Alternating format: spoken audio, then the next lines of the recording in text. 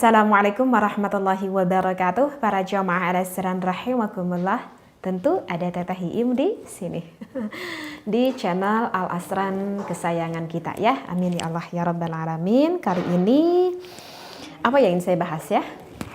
Bismillah walhamdulillah wassalatu wassalamu ala rasulillah. Kali ini yang ingin Teteh bahas itu ada satu pertanyaan yang sampai kepada Teteh. Ini ada pertanyaan seorang perempuan, seorang ibu rumah tangga.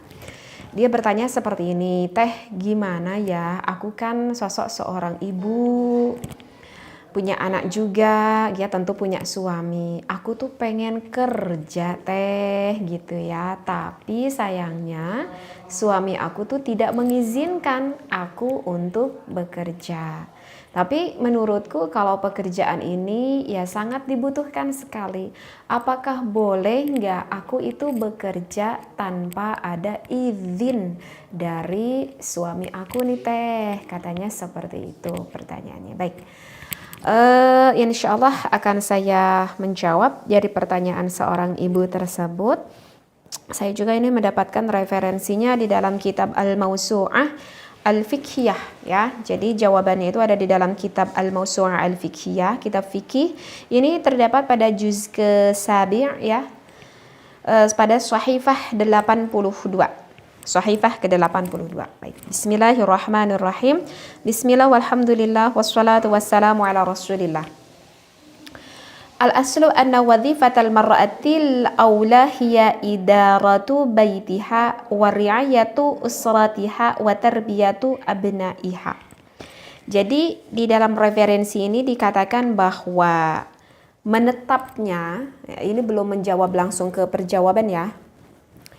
Di sini di dalam kitab ini dikatakan bahwa menetapnya seorang perempuan, seorang istri lah gitu ya, seorang istri yang tentu punya suami dong ya.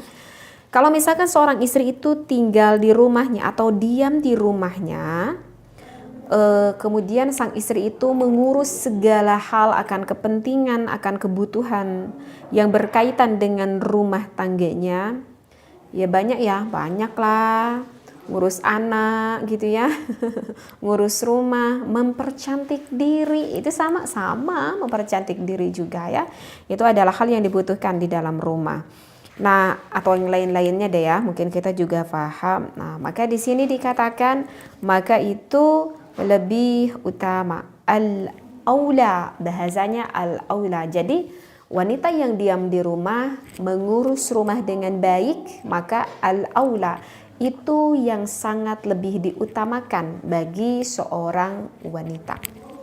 Nah, kemudian wa husna ila an qala fa nafaqatuha wajibatun ala abiha aw zawjiha. Nah, dikarenakan wanita tersebut berada di dalam rumah kan, maka selanjutnya di dalam kitab ini dikatakan seorang suami wajib menafkahi keluarganya, anak, istrinya. Dan kalau dipilih amal istri itu di rumah, yang mana semuanya itu menjadi ladang pahala ya, yang semuanya itu menjadi ladang pahala. Jadi seorang wanita tuh jangan berpikir karena aku hanya di rumah saja, apa aku dapat pahala? Enggak, banyak banget.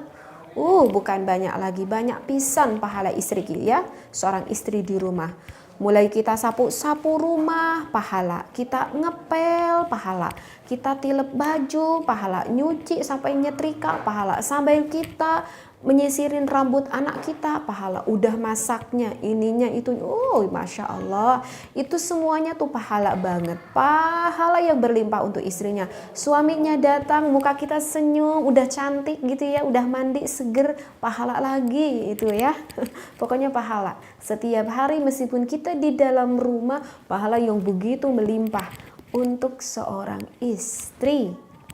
Ya, maka kan pantas di dalam ini keterangan dikatakan wa amaluha fil baiti yusawi amalal mujahidin. Jadi amal wanita di dalam rumah itu bahkan menyamai seperti amalnya mujahidin. Masya Allah, besar sekali pahala istri di rumah, menyamai seperti pahalanya apa? Mujahidin.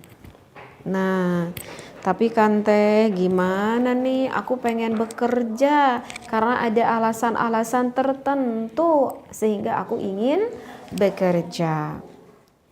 Wa ma'ad dzalika fal islamu la yamna'ul mar'ata minal amal falaha an tabi'a wa tashtariya. Kemudian selanjutnya di sini dikatakan adapun syariat Islam. Nah, ini hukum, langsung kepada hukum. Adapun syariat Islam. Nah, ini sekarang kita mulai ke hukum ya. Kita mulai ke hukum. Adapun syariat Islam itu tidak mencegah. Oke, bahasanya apa? Tidak mencegah. Berarti tidak mengharamkan ya. Tidak mencegah untuk seorang perempuan bekerja. Jadi nggak ada larangan dalam Islam wanita bekerja. Tetapi ini masih garis besar, jangan dulu ditelan mentah-mentah. Bekerjanya ya mau jual beli, mau menjadi seorang buruh gitu ya, misalkan buruh pabrik gitu ya, mau jadi seorang karyawan di kantor misalkan gitu ya, bebas kerjanya apa aja ya, tentu yang halal dong ya. Nah, maka di dalam keterangan ini dan tidak ada larangan untuk seorang wanita ataupun seorang istri bekerja, tetapi ada syaratnya. Syaratnya itu adalah min dzalika madamatu mura'iyatan ahkam asy-syar'i wa adabahu. Tidak ada larangan untuk wanita melakukan bekerja apapun itu selama hal itu adalah diridhoi oleh Allah, selama wanita tersebut bisa menjaga muru'ah seorang kewanitaan, bisa menjaga akan hukum-hukum syariat, tetap itu dibolehkan. Bahkan di sini walidzalika ubihalaha kashfu wajhiha wa kaffaiha. Bahkan jika mengharuskan pekerjaan tersebut membuka wajahnya, kemudian kedua telapak tangannya, kata ulama hukumnya diperbolehkan. Jadi kalau seorang wanita bekerja di luar sana, mau ke pabrik, mau jadi guru, mau jadi apapun itu deh ya, kerja di luar yang penting halal, diridhoi oleh Allah, meskipun wajahnya terlihat, meskipun kedua telapak tangannya terlihat, kata ulama itu hukumnya jaza, diperbolehkan. Kenapa diperbolehkan? Kenapa? Karena qala al-fuqaha'u, karena alasan dari sebagian ulama fuqaha, li'anna al-hajjata tad'u ila ibrazil wajhi lil bai'i wasyara'i ila an qala idza a'sara az-zawju bin nafaqah. Ini referensinya masih panjang ya. Jadi kenapa diperbolehkan? Ulama tidak melarang wanita terlihat tampak wajah dan juga kedua telapak tangannya. Sebagian ulama berpendapat karena memang sesungguhnya kebutuhan di dalam suatu pekerjaan, misalkan itu dituntut harus memperlihatkan wajah gitu ya, misalkan jual beli, sehingga kalau tidak nampak terlihat wajah akan sangat menyulitkan, misalkan apapun itu deh ya, apalagi ya contohnya seperti itu, maka itu hukumnya diperbolehkan. Oke, jadi insya Allah bisa paham ya, ini secara hukum dasarnya. Nah, kembali lagi ke pertanyaan ibu-ibu yang tadi, gimana dong teh, aku sebetulnya dilarang nih bekerja oleh suamiku, tapi aku tetap aja kekeh gitu ya pengen bekerja.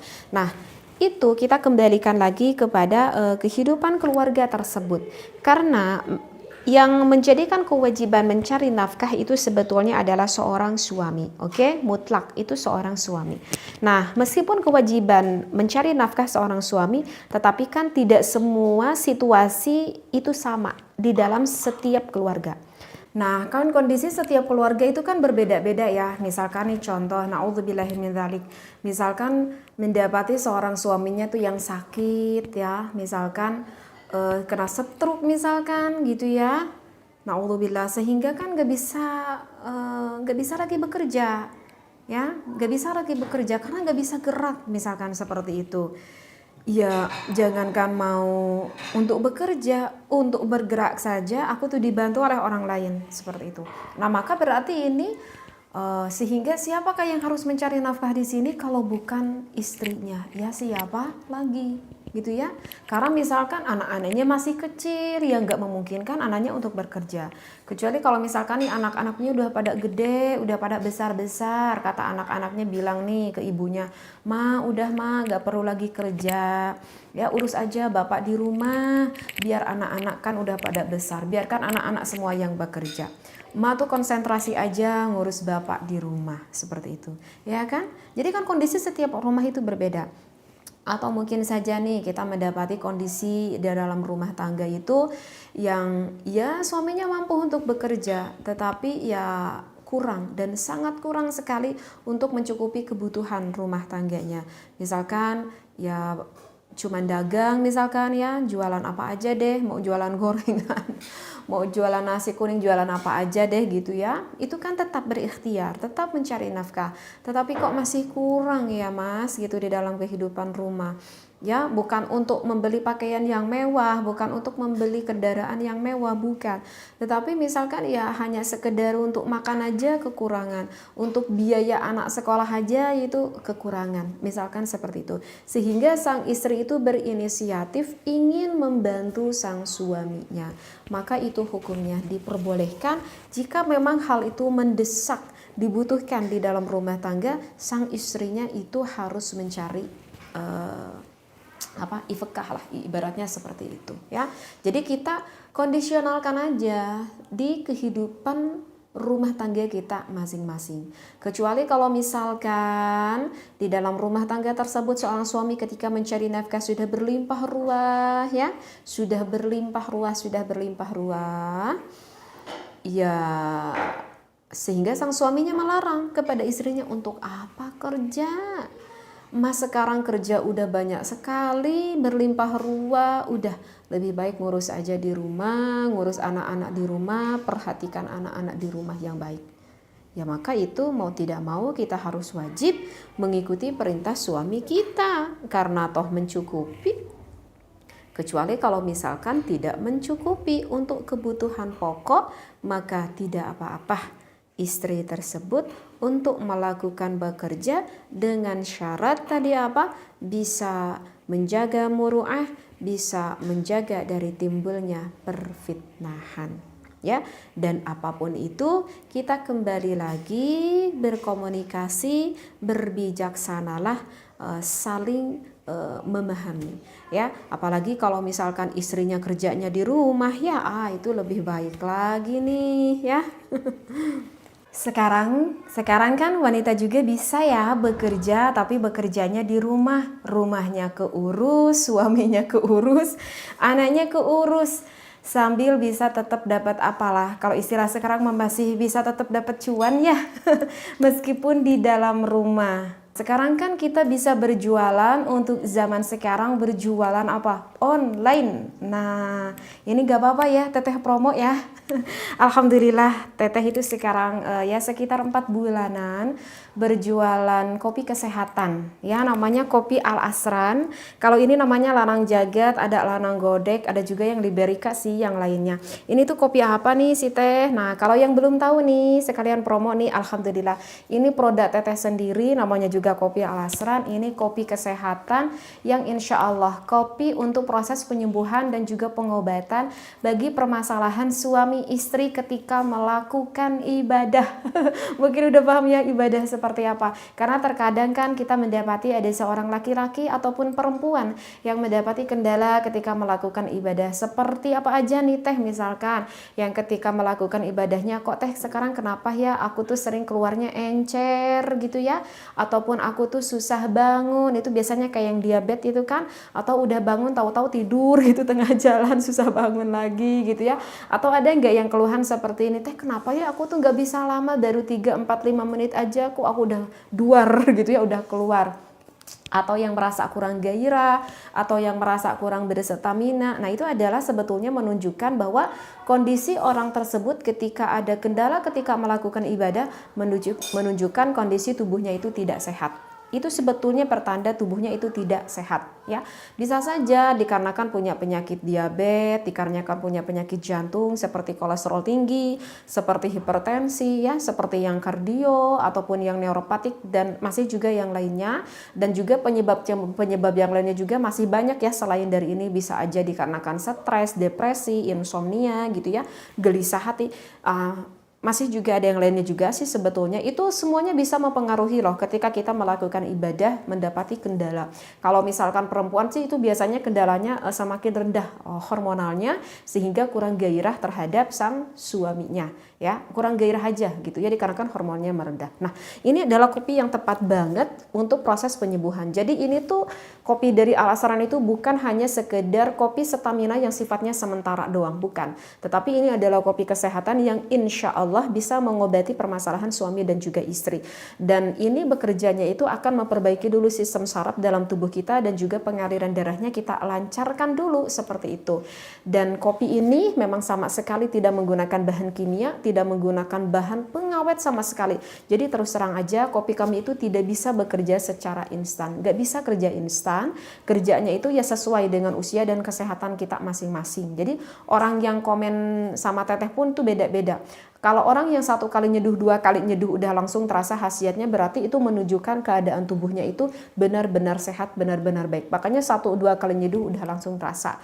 Ada yang 5 kali nyeduh baru terasa, ada yang 10 kali nyeduh baru terasa gitu ya. Ada yang seperti yang diabetes itu kebanyakan toples ketiga, toples keempat baru bisa merasakan. Intinya semua orang itu beda-beda tergantung usia dan kesehatan kalian masing-masing. Bagi yang pengen kopi ini tuh dijual di toko online, mau di Shopee, mau di Lazada ataupun di Tokped ya. Kalau pengen lengkap jelasnya, bertanya-tanya ataupun konsul, nanti bisa konsulnya lewat TikTok, di DM aja sama Teteh. Oke? Ya, gak apa-apa ya, Teteh promosi ya. Mudah-mudahan ilmu yang disampaikan oleh Teteh ini selalu bermanfaat setiap harinya. Wallahu a'lam. Wassalamualaikum warahmatullahi wabarakatuh.